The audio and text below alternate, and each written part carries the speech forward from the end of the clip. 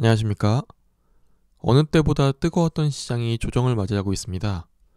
이럴 때일수록 원인이 무엇인지, 그리고 앞으로 어떻게 대응해야 할지에 대해서 분석해 봐야겠죠. 금리와 환율 이야기를 좀 해보고자 합니다. 종합주가지수가 12월 이후 처음으로 21선을 터치했습니다. 가치투자 유튜브에서 차트를 띄워놓고 뭐 하시는 거지 하시는 분들 계시겠지만, 저런 이동평균선에도 나름대로의 의미는 있다고 생각합니다.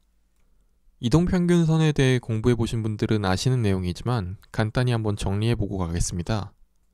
5일선은 5영업일, 즉 일주일을 의미하고 21선은 20영업일, 즉 1개월 정도의 평균 주가를 의미합니다. 60일선은 같은 의미로 분기, 120일선은 반기, 그리고 200일선은 1년 정도의 주가를 의미하게 되는 거죠. 결국 주가가 상승하다가 조정을 받아서 21선에 닿았다는 의미는 지금 주가가 한 달 평균보다 아래에 있구나 라고 생각하시면 됩니다. 하락 이유에 대해서 이것저것 분석이 나오고 있지만 가장 많이 나오는 이야기는 역시 중국의 긴축 가능성 우려죠. 15금리, 즉 중국 상해의 은행 간 거래 금리인데요. 15금리 중 단기물 금리가 급등했다는 소식에 주가가 떨어졌다는데 왜 그런지 한번 알아보겠습니다. 먼저 표의 가장 위에 있는 금리 ON이라고 써있는 이 금리는 오버나잇 금리를 뜻합니다. 우리나라에서는 주로 콜금리라고 많이 부르는데요. 이 금리가 한 달 만에 1%에서 3%대까지 급상승했다는 겁니다. 은행이 영업을 하다 보면 갑자기 고액 예금이 빠져나가거나 고액의 대출이 상환되어서 돈이 모자르거나 남는 경우가 생기겠죠. 이렇게 남거나 모자르는 돈에 대해서 보통 일주일 이하로 빌리거나 빌려줄 때 쓰는 금리가 콜금리입니다. 아까 보신 오버나잇 금리는 가장 기간이 짧은 하루짜리 금리라고 보시면 됩니다. 보통 은행들은 돈을 최대한 효율적으로 운영하려고 하기 때문에 돈이 남는 경우보다 모자르는 경우가 많습니다. 아무래도 단기 금리보다 장기 금리가 훨씬 더 높으니까요. 그래서 거의 대부분 최종적으로 저 콜론을 제공하는 주체는 각국의 중앙은행이 됩니다. 각 나라에서 돈을 풀거나 회수하고 싶을 때 쓰는 방법이 몇 가지 있는데요. 그중 중앙은행이 가장 부담 없이 쓰는 방법이 바로 이 콜론을 통한 개입입니다. 결국 이 콜금리를 쳐다보고 있으면 정부에서 돈을 풀고 싶은지 아니면 회수하고 싶은지가 어느 정도 보인다는 거죠. 근데 이게 한 달 만에 1에서 3%까지 급상승하니까 중국 정부가 이제 돈을 푸는 거에 부담을 느끼나 보다. 돈을 회수하려고 한다 싶은 건데요. 실제로 주식시장이 하락하기 시작한 26일에서 27일까지 중국이 이틀 동안 약 30조 정도의 풀었던 돈을 환수한 것으로 나타났습니다.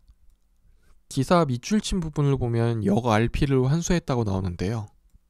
은행이 가지고 있는 채권을 담보로 해서 중앙은행에서 돈을 빌려주는 게 역 RP입니다.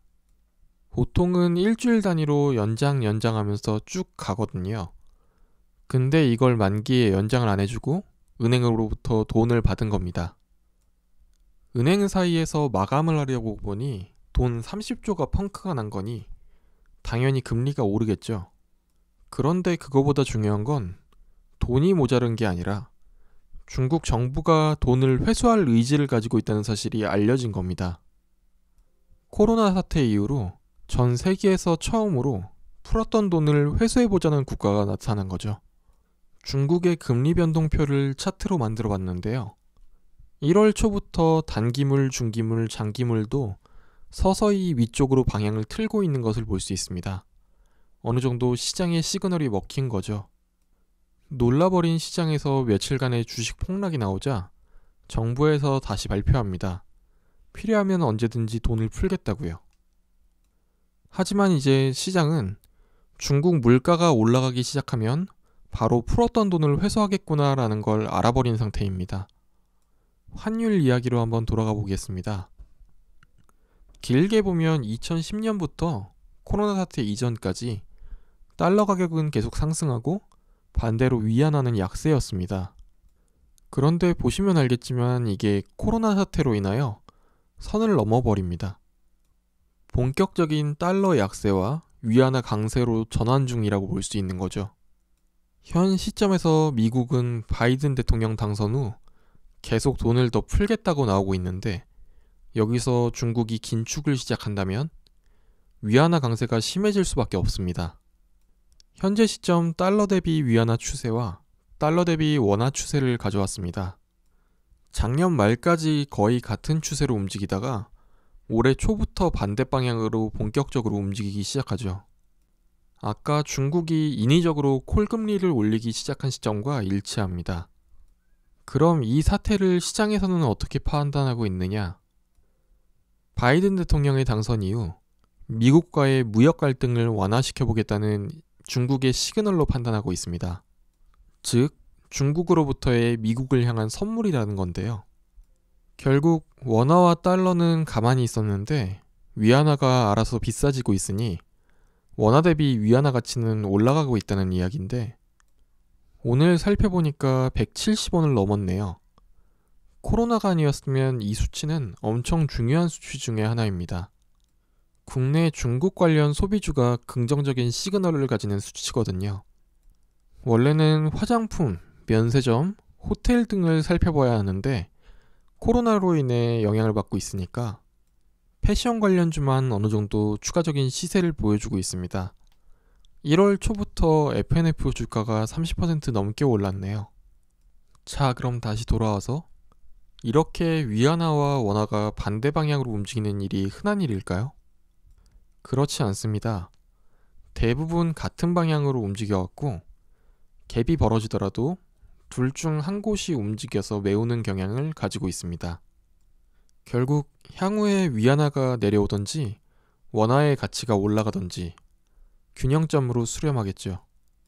아까 중국이 긴축을 하면 위안화는 무조건 절상된다라고 했었는데 왜 원화는 현재 따라서 올라가지 않는 걸까요? 전 세계 주식시장의 불확실성도 있지만 현재 계절적 요인이 어느 정도 있습니다. 통계상 원화의 가장 큰 비수기가 1월입니다. 반대로 말하면 1월부터 가면 갈수록 앞으로 원화 상승 압력은 커지게 됩니다. 현 시점 중국의 경우 보시면 아시겠지만 타국에 비해서 수출 증가율이 압도적으로 높은 상황입니다. 거의 10년 중 최고치 수준이라 통화 강세 압력이 생길 수밖에 없는 상황이고요. 거기에 더해서 달러 환율이 중국과 미국 10년물 채권금리 사이에 보통 3개월 정도 후행하는데 점점 차이가 벌어지고 있습니다. 결국 중국 위안화의 가치 상승은 거의 필연적이고 우리나라 원화도 세계 금융시장이 어느 정도 안정되는 시점부터는 위안화를 따라서 다시 원화 강세가 재현될 확률이 높다고 보여집니다. 현재의 조정이 어느 정도 길어질지 예측하기는 힘들지만 그림과 같이 환율 상승으로 인한 코스피 랠리가 또다시 재현될 확률이 크다고 볼 수 있겠습니다.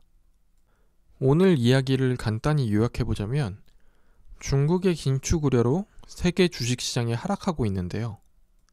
현 시점에서 예상돼 있는 대로 미국이 돈을 풀기 시작하고 중국이 긴축을 하면 위안화 상승은 반드시 따라오게 되어 있습니다. 지난 한 달 동안 원화 가치가 내려가고 위안화 가치가 올라가면서 위안화와 원화의 동조율은 몇 년간 가장 낮은 수준까지 내려와 있고요.